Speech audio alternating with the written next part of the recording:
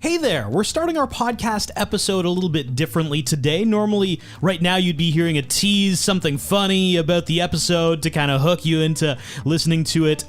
This episode, we need to start with a disclaimer in that we've already recorded the episode, and now we've realized that we said one of the main actors' names wrong the entire time.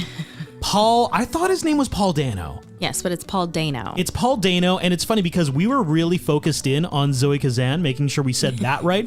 Yeah. At no part was I like, we don't know how to say this other guy's name. Exactly. So, just an apology, also a peek behind the rom-com rewind curtain. We effed this guy's name up the entire podcast, and we just want to apologize for that. Which, can I be honest with you for a sec? I'm really bad with names. Me too. I mean, we all know that, I think, by now. So, like, this is a secret. Please, you listening, don't spread this around. But, like, in my day job, like, I do stuff for radio. And there are a few musicians.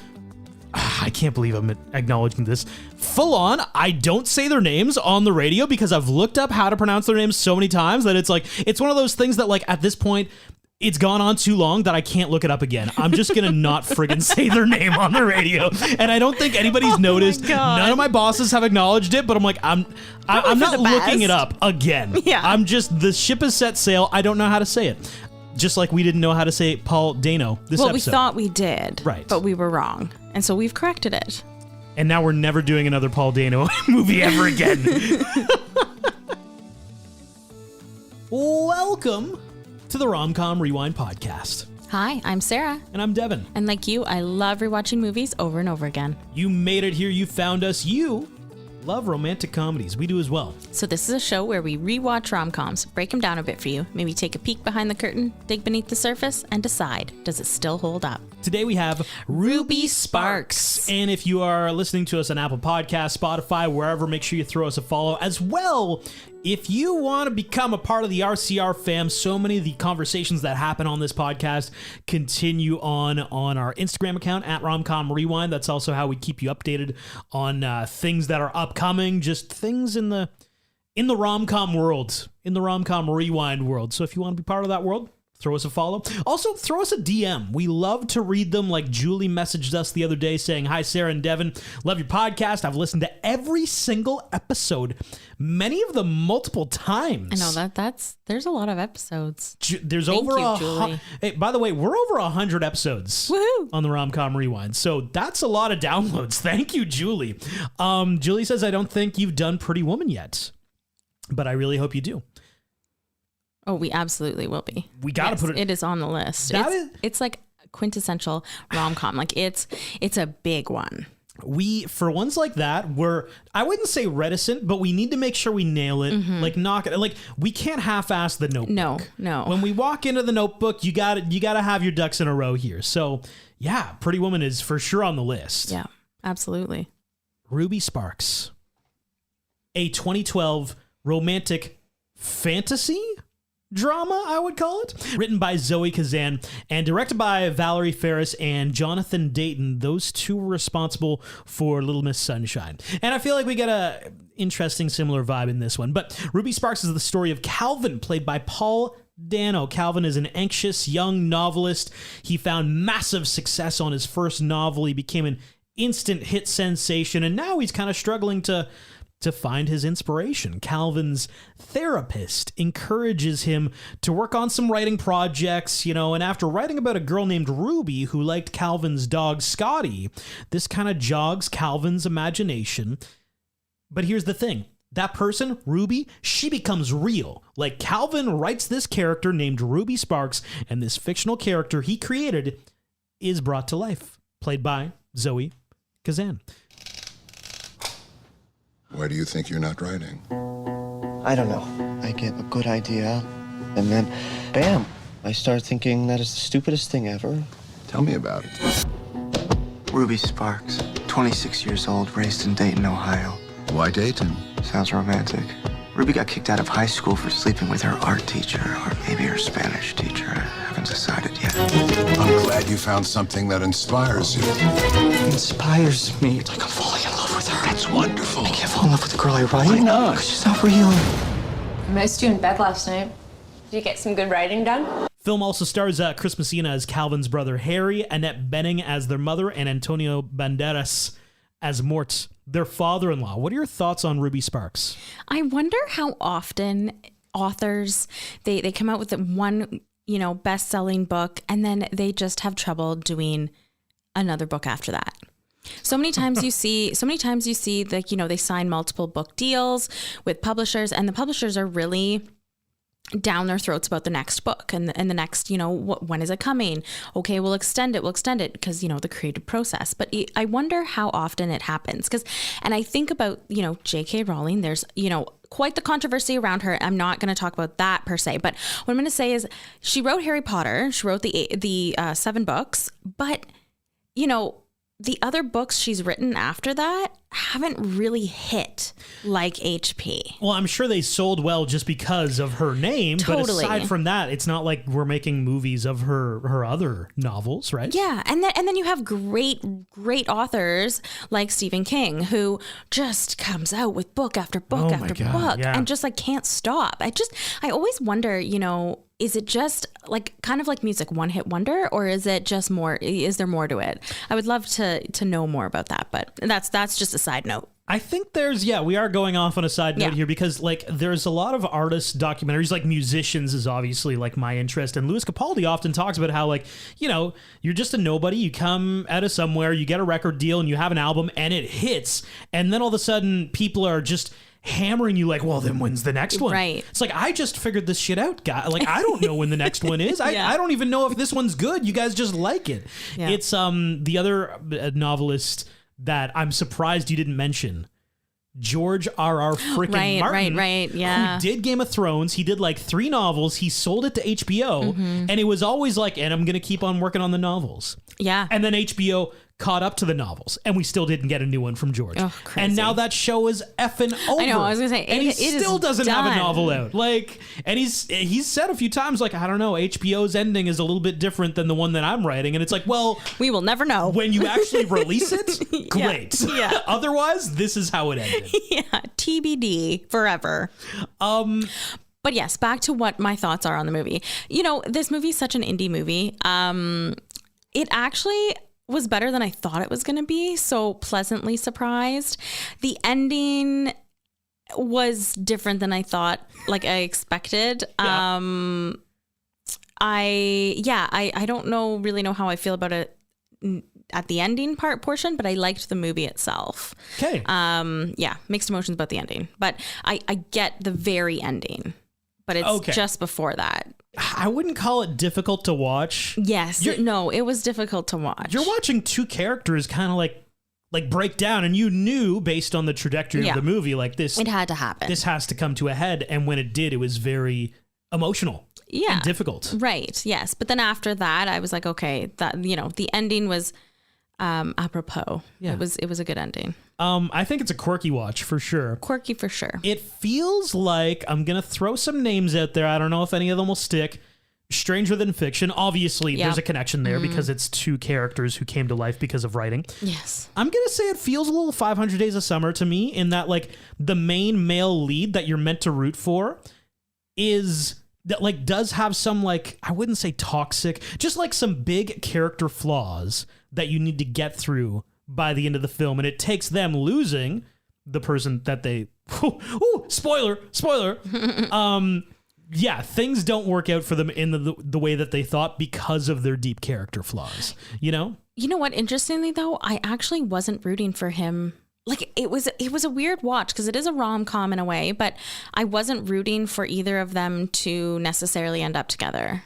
Like, it wasn't like, I don't know. It was just, I was just like, okay, I guess something's going to have to happen for anything to resolve. I think you're rooting for more his character to figure out his life. Yeah. Than oh, she's a magical character that you made up. Now she's real. Spoiler. Like, this is probably not healthy that you can just write her however you want. So like, I think you're not necessarily rooting for the both of them. You're rooting for him to get some resolution. Yes. And you were talking about what movies this is based off. In a weird way, like, not necessarily like the indie portion of it, but more like Weird Science. of creating somebody. It's like Frankenstein. This is more like science-based, but this is like writing-based, but kind of like a similar, like The Perfect Woman, right? Oh, 100%. So here's what I have written down. It's a story of how you can write your dream person. Even if you create them, it won't be right because something will never be perfect because life in itself is imperfect no matter how you try to change it. And I think that's the core message they're trying to get across. I will say, though, that this film is really well packaged is how I'll describe it. Like there's good wrapping on this present. There is. Here, you know? It reminds me, because it's popping up on TikTok so often, it reminds me of a Wes Anderson film. Oh my God. In that, like, aesthetically, it feels unique. It knows what it's supposed to do. Like every shot kind of feels purposeful, and the music used between scenes has this really nice cohesion that it's like, okay, somebody put a lot of thought into, I want every scene to feel a certain way, and it's all going to flow. Yeah, the movie's definitely, it pulls on the, its successes in the emotions that are driven throughout the movie, but as well as the dialogue between the characters. Like, that's what drives this movie. True indie fashion, right? Like, it's very much so about, like, the way the scenes are shot, the music that's played in the background, the dialogue had between the two characters, or not had, right? Body language. So all of these things you can definitely see in this movie. Let's dive in. So Calvin is our main character. He is an author, but he really doesn't have any friends other than his dog, Scotty. And his brother, who he's very close with. He hates crowds. He also goes to see a therapist on the regular, which you mentioned. He does go to a book event, and everyone loves him. He calls him a genius. Oh my gosh, you know, this book you wrote. So he's written one book, and he has a deal with the publishers to write another book, and they're just waiting and waiting and waiting. He truly just wants to stay out of the limelight. He is definitely an introvert. Wants to live a quiet, chill life, doesn't really do very much, if anything at all, really. His therapist, he goes to see his therapist one day, and he gives him a task to write a page about his dog, Scotty, and someone who sees him and accepts Scotty, the dog, for himself. Scotty is a big part of this movie. Yes, he is. Can we do... And this one's tough. I was recently chatting with a friend about Homeward Bound. Remember that movie back in the 90s? Loved Homeward Bound. How they cry every time they watch it. And then I watched Ruby Sparks. I'm like, this is another big dog. What are the all-time best dogs in movie history? Can we do the list? Sure. Who you got? I have Beethoven. Yep, that's on the list. Air Bud. Yes. I have Air Bud. There's like 15 different effing Air Bud movies. There's 3 or 4 Beethovens? 3 Beethovens, I think. Oh yeah, but the original was definitely for sure. Far away. Lassie. Yep. Love Lassie. I should have asked how many. I've got, in no particular order, I've got like 20 maybe. Oh on my this god! list. Okay. I know I've got I can't a ton. get 20. I Sure. can maybe get like a few more. I would say and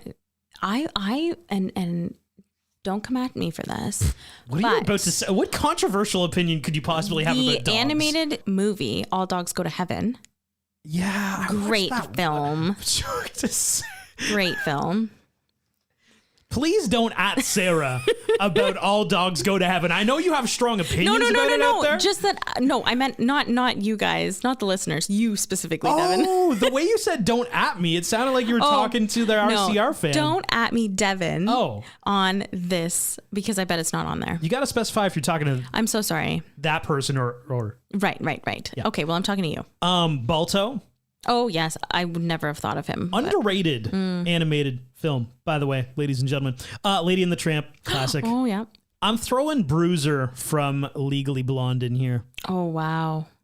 Yeah, that's a good one. Was he not a big part of it? He was the driving force of the second one, too. Yes, he was. Yeah, he was.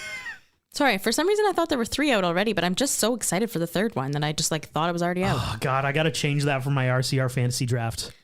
Okay. Well, I don't know if it's coming out. We should put a poll on our Instagram. Do we think Legally Blonde 3 is coming out in 2023? There's something about Mary Features a Dog, The Fox and the Hound, The oh my Sandlot. God, Fox and the Hound. Sandlot. Oh yeah, that has a dog. Clifford, the big red dog.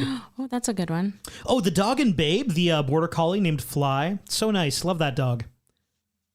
Wow. I didn't remember any of these. What? I mean, as you say them, I'm like, oh yeah, okay. Oh yeah, okay. Do you remember Slinky in Toy Story? Yes. And do you remember Old Yeller? Yeah. Yep. Yep. Scotty probably falls somewhere in the middle of this list. I feel like he falls at the bottom of the list because I even think Slinky from Toy Story is higher up. Then Scotty? Hell yeah.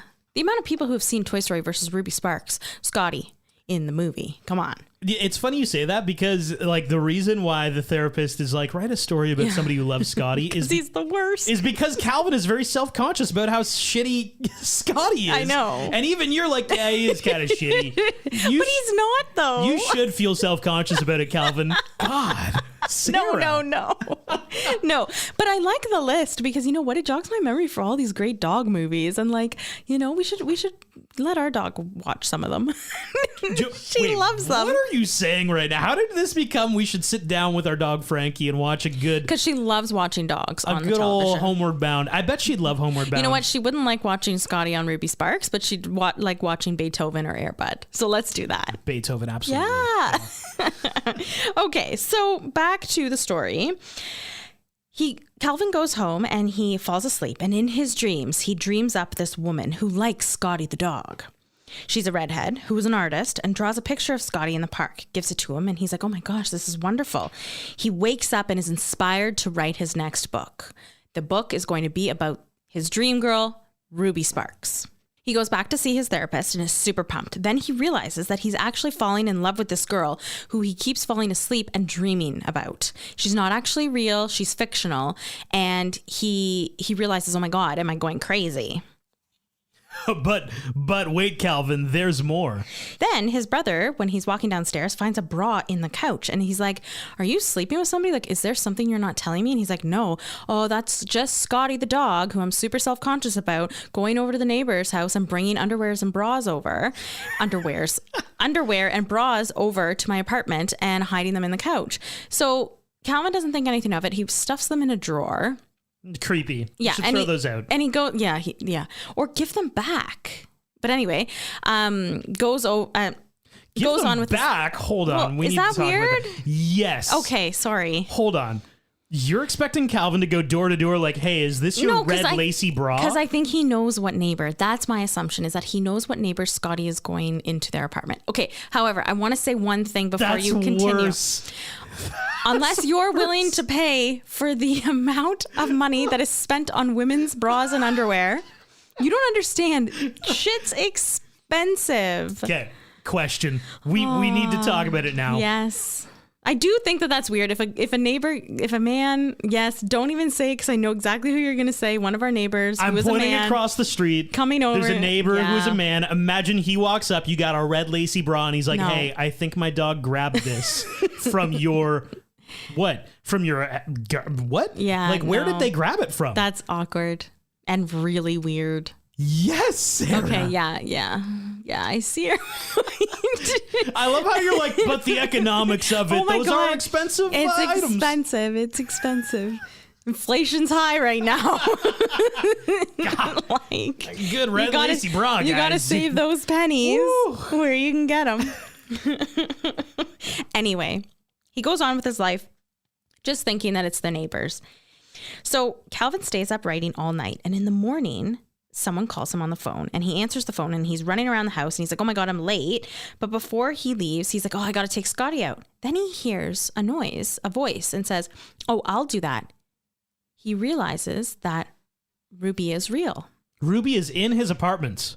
Calvin starts freaking out, thinking he has gone absolutely crazy. They're going to commit him. He starts running around. Oh my God, this isn't real. Oh my God, this isn't real. Nope. She's real. She is a real human being that he has, in fact, created from his fictional novel. He wrote her. But at this point, he still thinks it's crazy. He goes off. Like, they go somewhere. Yes. He goes to meet up with Oh my God, yes. So somebody... Mabel, who's yes, a super fan of his. Yeah, super fan, gave him his number, wants to sleep with him. And he says, I need to go somewhere without Ruby, this fictional imaginary person that I have in my life. I need to go and see somebody real because he's such a hermit. He doesn't see anybody. So he's like, I need to go see somebody. So he goes to meet Mabel and Ruby comes up to them. Calvin. Do you know this girl? Yeah, hi, I'm Ruby, Calvin's girlfriend. I don't think we've met. No. I'm Mabel. I was just going. You can see her? Yeah, she can see me. I can see her. My best scene is this next part where Ruby actually throws a glass of water in his face and she ends up running away and he ends up chasing her. And like he, in that moment of getting the water thrown on his face and everything like that and running after her, realizes, oh my God, this girl is real. Up until now, he still didn't believe it. And you know, he's like, talk to me about it. Don't go on a date with another girl. This is not a date. What is going on with you? I don't know. I'm sorry. Oh, I'm just having trouble wrapping my head around the reality of this situation. they end up kissing. They end up getting together and they just end up hashing out and like realizing, oh my God, I love you. Oh my God, yes. And then they ended up kissing at the end of it, end of the scene.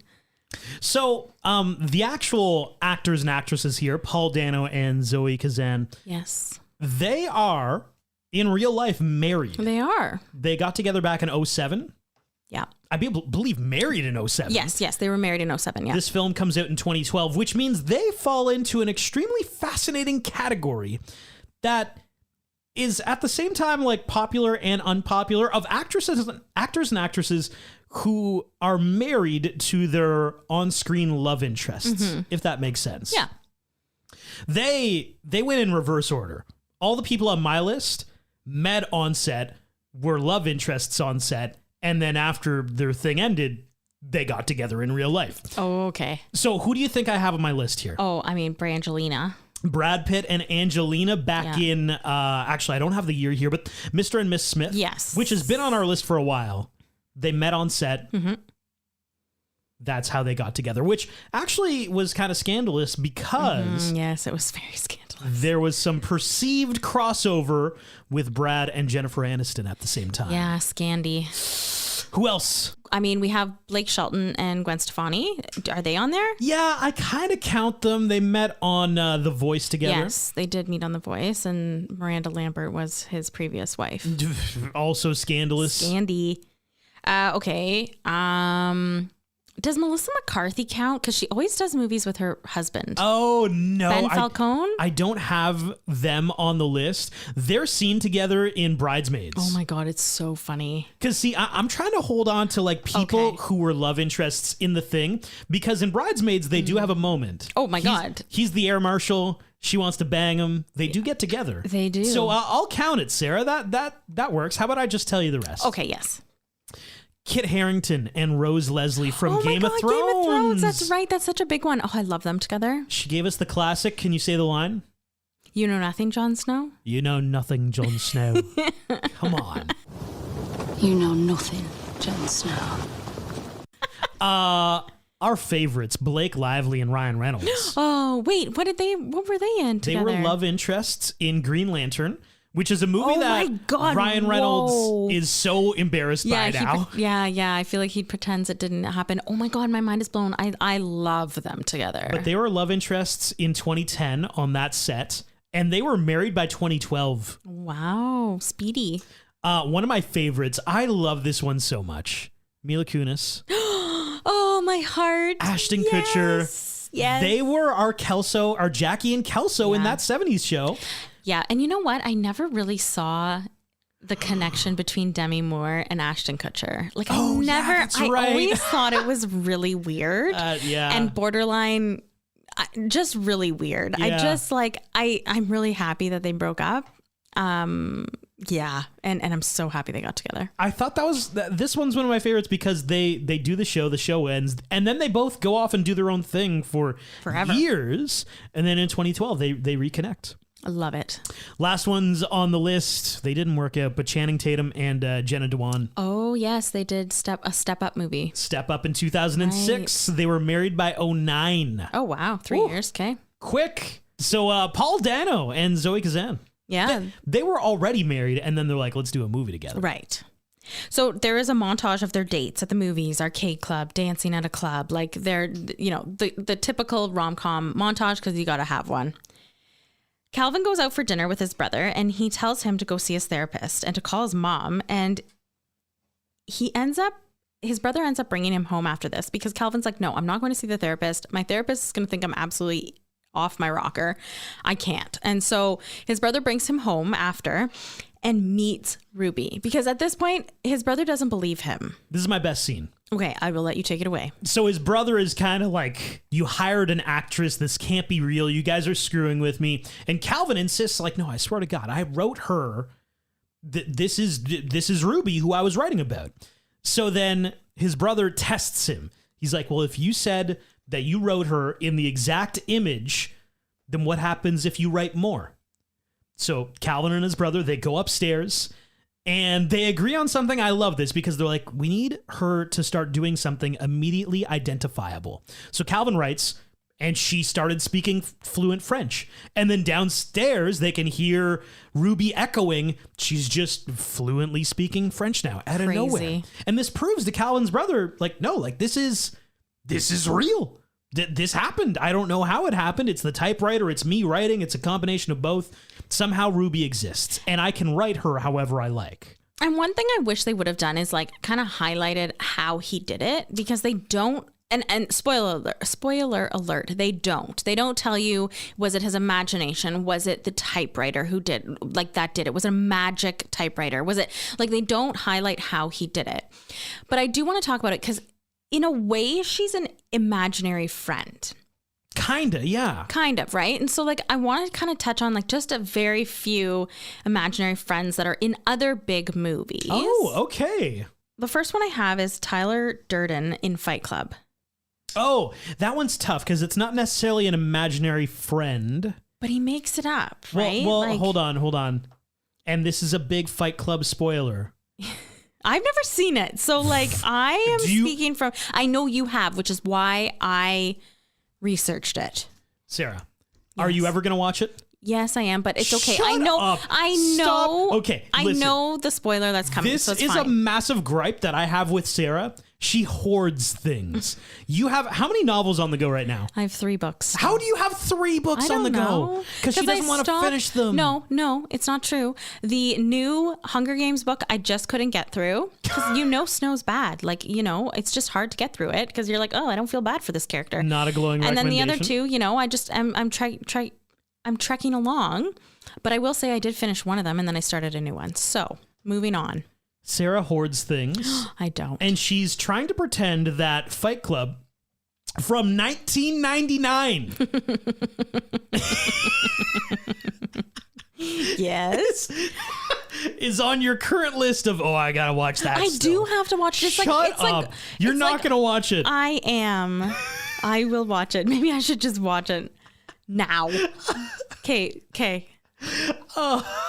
Anyway, so good imaginary friend or like well done or like some, because I like the take on it, right? Like it's because he suffers from an insomnia. Like it's not a true like fictional like mind, but his mind is messing with him. So the spoiler alert here, and I don't care that I'm spoiling it for you because this movie was from 1999. Yeah. Okay. So Edward Norton is the narrator. Brad Pitt is Tyler Durden. Yes. They're both the same person. Yeah. So like Brad Pitt is going around, he like beats the shit out of somebody. He beats the shit out of Edward Norton himself. And at the end of the movie, we realize like it was him punching himself in the face. And it was him doing like Brad Pitt was, they were the same guy. Right. So it's kind of an imaginary friend, but it's an imaginary friend you don't realize is still you. It's weird. It's so well done because the twist is perfect, and I just ruined it for you. It's like this has nothing to do with an imaginary friend, but it's like the movie that Leonardo DiCaprio's on when he's on that island and he thinks that, Shutter Island. 100%. Yeah, that was a crazy ending. As well, if you watch the series Mr. Robot. Oh, yeah. Big spoilers, guys. That's actually not that old. That's probably like 2015 or something. Okay, so the next one I have is Frank the Rabbit and Donnie Darko. Have you seen Donnie Darko? No, I haven't. Okay, so There's a rabbit, though. Are you going to watch Donnie Darko? No.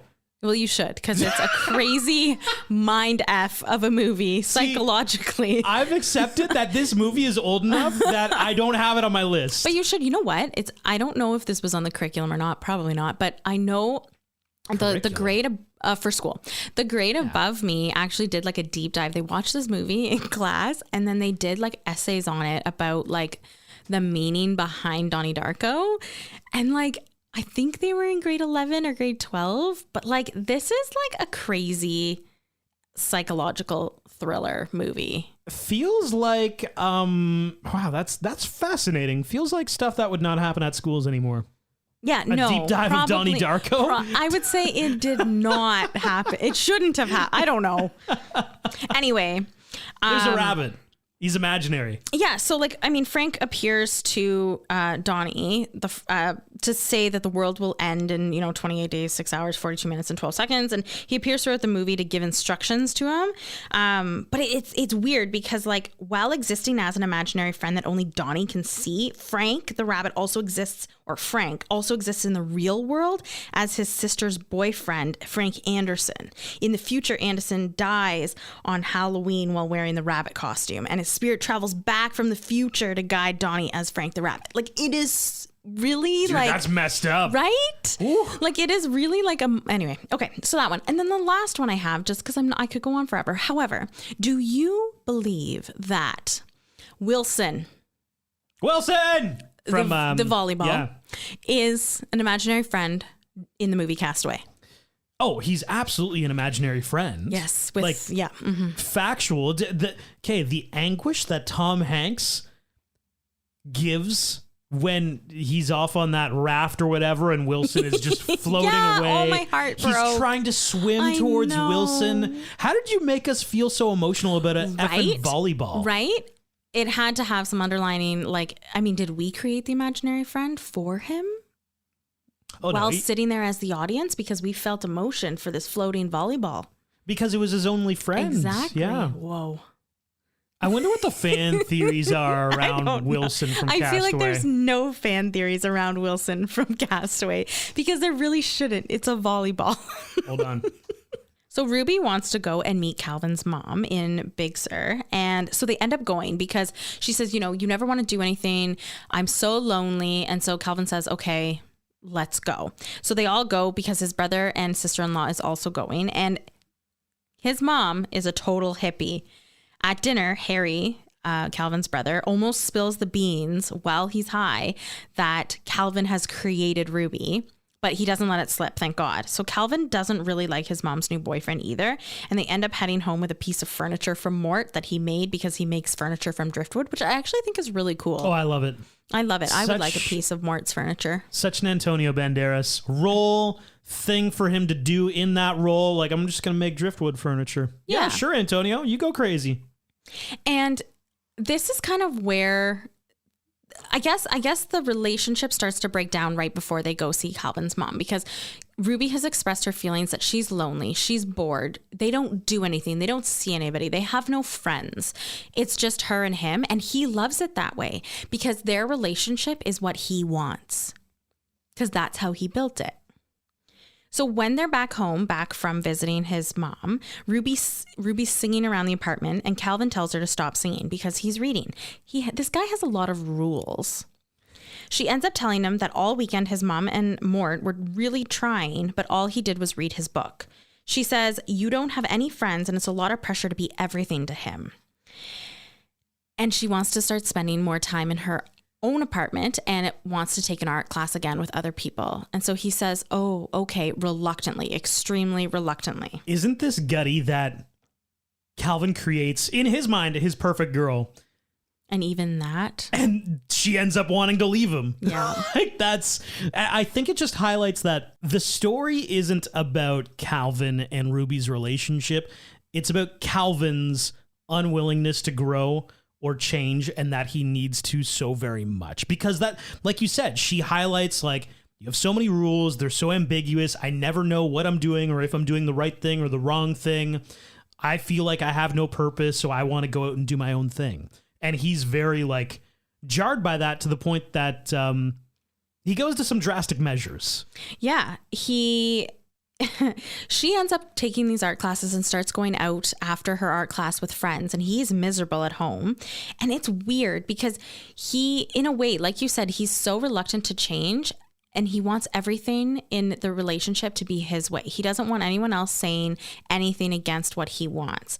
So he ends up taking out his typewriter and starts writing again about how he wants Ruby to feel that she needs him. She needs to be with him at all times.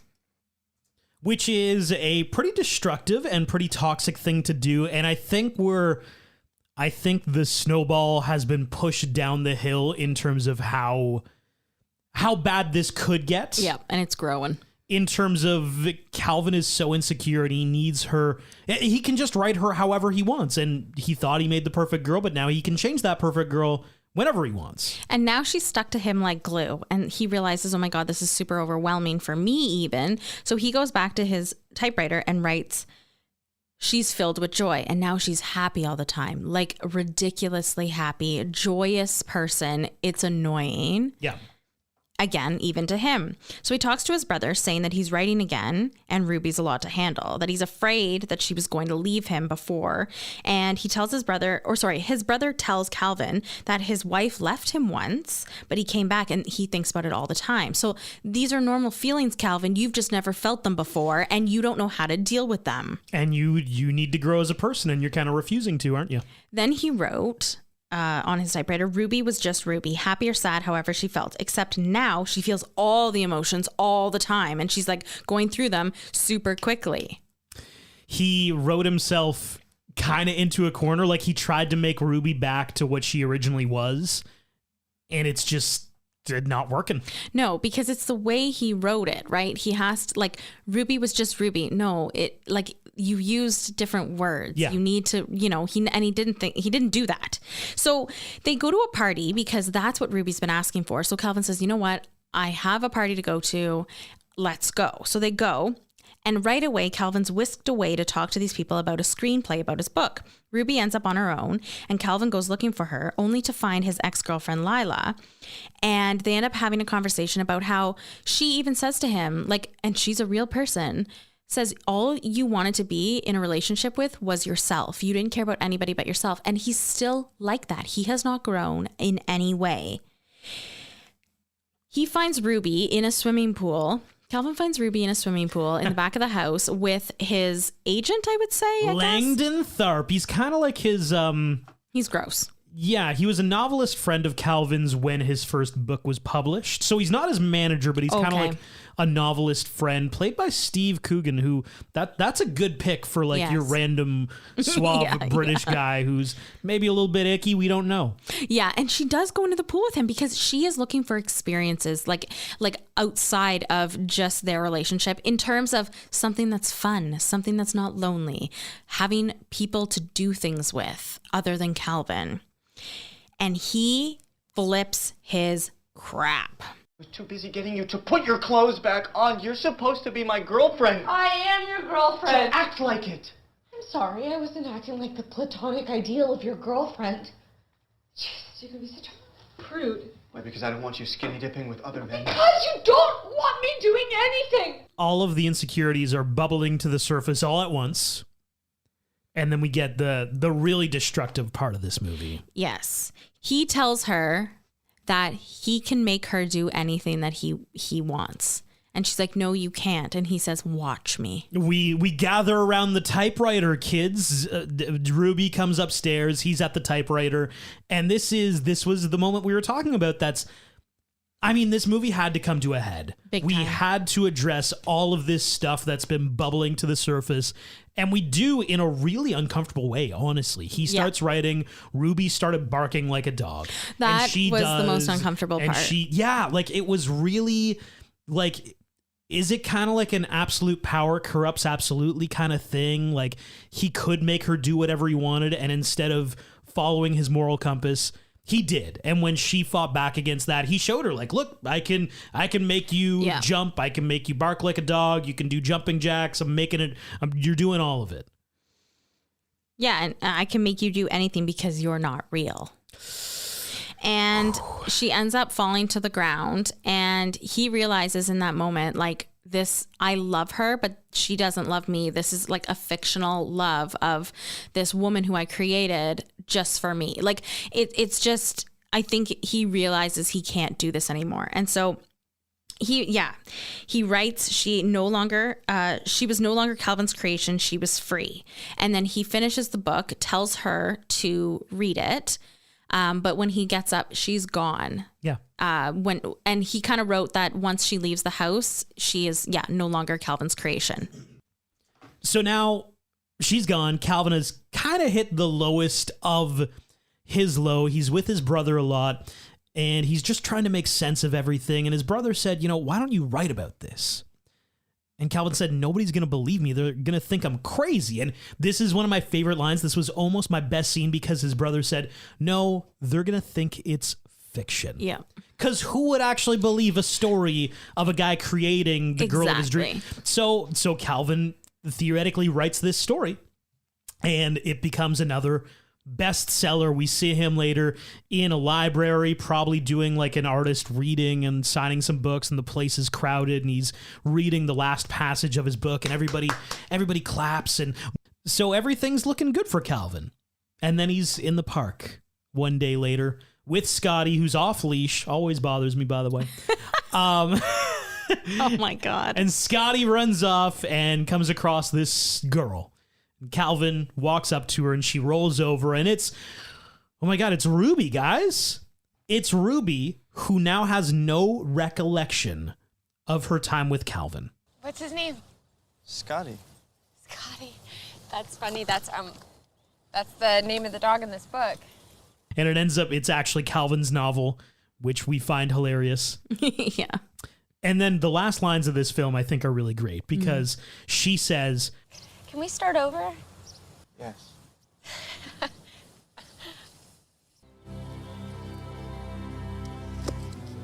Just don't tell me how it ends, okay? Promise.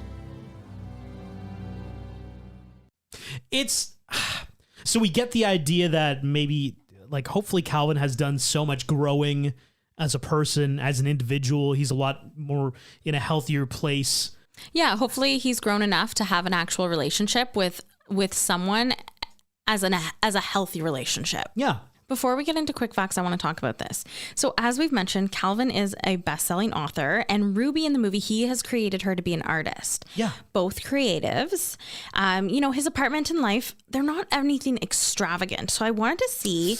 You're right. Yeah. I would have expected him, like, they tee him up to be this magnificent, but the genius. Yeah, this apartment's cute, but it's not like... He's not living in extreme luxury here. No, and I think everybody in the outside world thinks that he is rich and he's successful and a genius, right? But he's really not. He's a hermit. And I wanted to do some research on how much a best-selling author makes, and then dive into some other creative arts salaries as well. Love it. So I have the top 5 richest authors. Oh, can I guess? Yes, of course. In no particular order. Correct. J.K. Rowling's got to be on there. Correct. Right? Yes, worth about $1 billion. Billion, son. Billion. Is George R.R. Martin on there? He is not on the top 5. Oh, wow. Okay. Not on the list that I found, so. Tolkien with the Lord of the Rings movies? No. Whoa. Okay. Yeah. Is it stupid people like Stephen King? Stephen King's on there for $400 million. You know what? I shouldn't have said stupid. He makes great novels, but he also makes like 1 million of them. Yes. So of course. Nora Roberts with $390 million. Oh, is Nicholas Sparks on the list? No, James Patterson with $560 million. Oh yeah, James Patterson. And Elizabeth Bendinder with $1.3 billion. $1.3 billion. That's more than J.K. Rowling. Yes. Oh my God. She is not top. This list, anyway.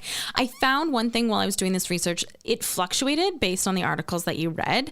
And we'll get more into that actually, because next I have the richest painters, and then after that I have the richest musicians, and that's where it got real dicey. So richest painters, do you know anybody? These are living, because it was very difficult to cipher through the dead. Yeah, because dead painters, they tend to make more money after they're passed away. So it would be like Van Gogh. Their estates make all the money. Yeah, right? and they don't really have like most of their paintings not necessarily have gone for money. They're in museums. Like it just depends. Right. Current painters, I'm going to look like such a plebeian, but yeah, I literally I have no idea. Didn't know anybody but one, and I added him just because I knew him. Oh, Banksy. Yes. Yes. Oh my God. How millennial are we that I we're know. like, the graffiti artist is the one I know? Yeah, well, he's worth $50 million. Oh, shit. The only artist we know is the graffiti artist. What are the others? David Cho for $200 million, Jeff Koons for $500 million, Jasper Johns $300 million, Damien Hirst for $1 billion, and John Curran for $1.43 billion. You could have thrown a fake name in there. I would have no effing idea. Okay, we now have highest paid musicians. No, this was really difficult. I actually have more than 5 because I read several articles and it was all jumbled together. There were top 10 here, top 10 there. They were completely different. So I'm just going to give you some of the top people. So, like, are we looking at net worth here? I'd say, yeah, net worth. Net worth. I'm going to say Dr. Dre is probably on the list.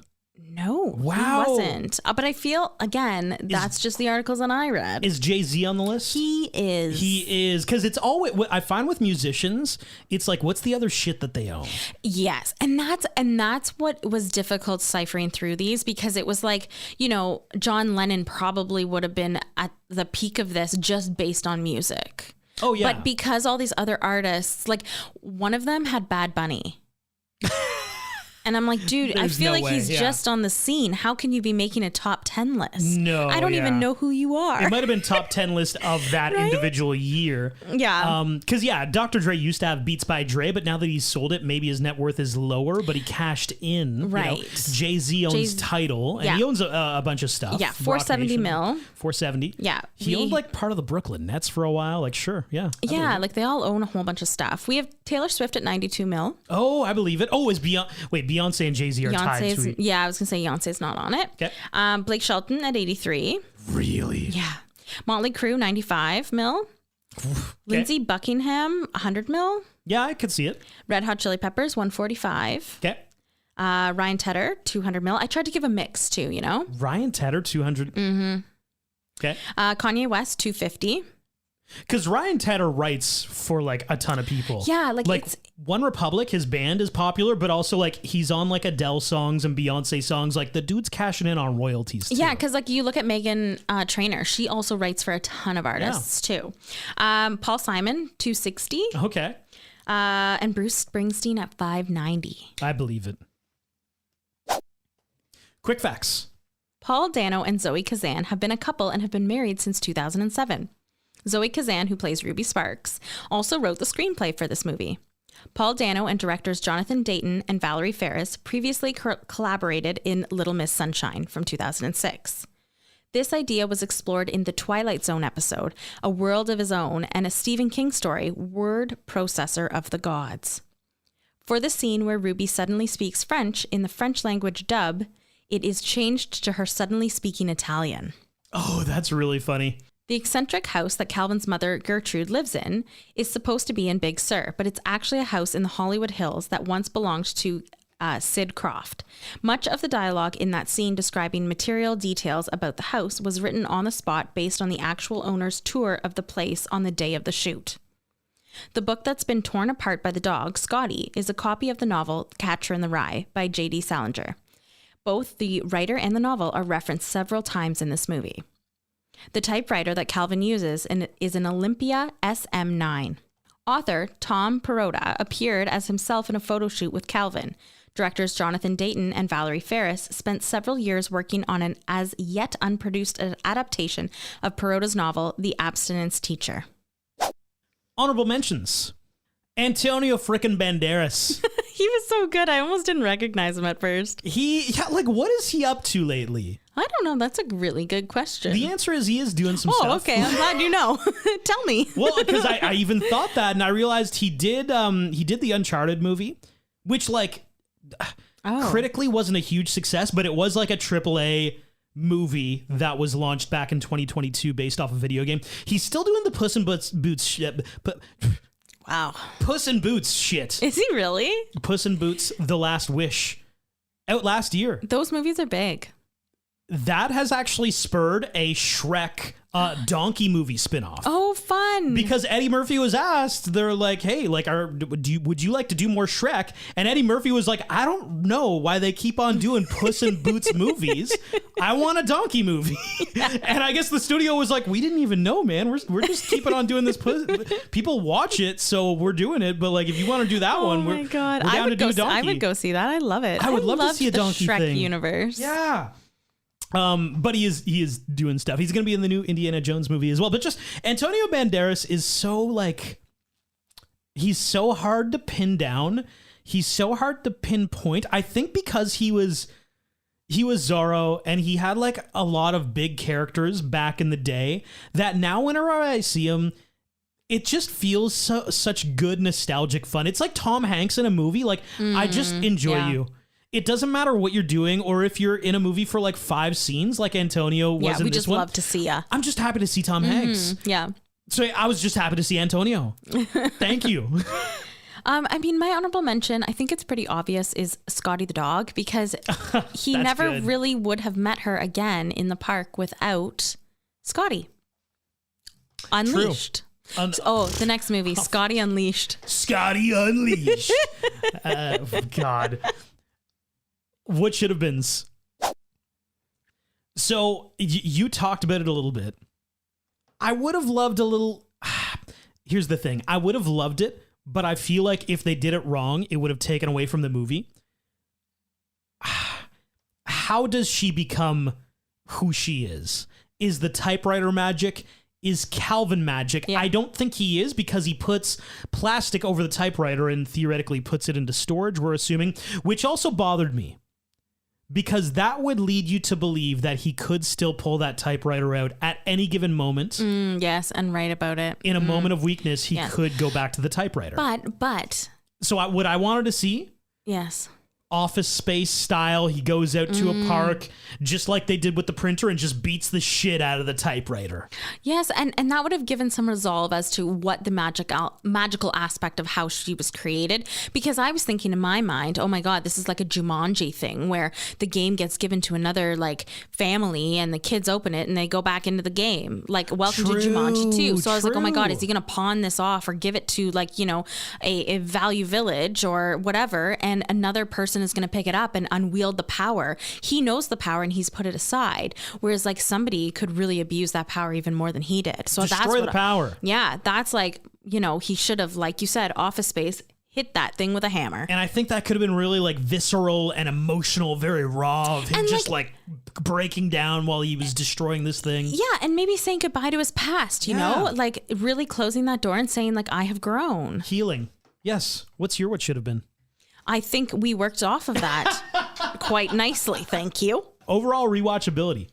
So for overall rewatchability, I have Chemistry, a 4.2. Just they played off each other really well. Storyline, a 4.8. I thought this story was so beautifully done. Thirst factor, a 4. Imagination, a 4.8. Like we talked about, there are some movies like this, and it's funny looking at the Rotten Tomatoes, like the critic score. Some critics are like, oh, it's been a thing that's been done before. And it's like, but not that often. Just because you can point out 2 or 3 movies that are like this does not mean that it's common. So don't pretend like this is some rinsed and repeated Marvel movie. I was just about to say, how many Spider-Mans do we have? Yeah, I was going to say, how many times we got to see Uncle whatever his name is die? Same with Batman. Soundtrack, I've got a 3.79. I thought the soundtrack was impeccable. I thought it worked really well with the cohesion of the movie. With that said, it's not, there wasn't an actual contemporary song in there that I can point out. Cheese 4.5 for an overall score of 4.34 out of 5. I thought this was a really good watch with an asterisk. I can never say that word. Do you know that? That it's like, you kind of need to know what you're getting into when you go to watch it. This isn't just like a classic rom-com that's gonna have an up, a down, a big up at the end and make you feel really good at the end. This is like, it's gonna pull at some emotion here. You need to know that going in, but it's a very well done movie. Okay, my rewatchability is as follows. Chemistry 3.85, storyline 4.5, thirst factor 3, imagination 4, soundtrack 3.6, cheese 3.5 for an overall score of 3.74. Oh, wow. You didn't quite like it as much as me. I did like it. I did. But you know what? It didn't blow me away. Like About Time or like just other movies, About Time was so like good. You're right. I try to think about the big movies and the movies that really move me and make me laugh or that kind of thing. And this was a really good movie. It's above a 3.5, right? Like it's close to a 4. It's a really good movie. Like you said, you got to know what it's a societal change movie, it really has a message. And this has been the Rom-Com Rewind of Ruby Sparks. Wherever you're listening, throw us a follow, throw us a review. It helps more people find us. And if you want to talk more about anything that you hear on this podcast, as well, conversations that we even don't have on the podcast that just kind of come up in the rom-com movie world, we have those conversations on our Instagram. So throw us a follow at Rom-Com Rewind.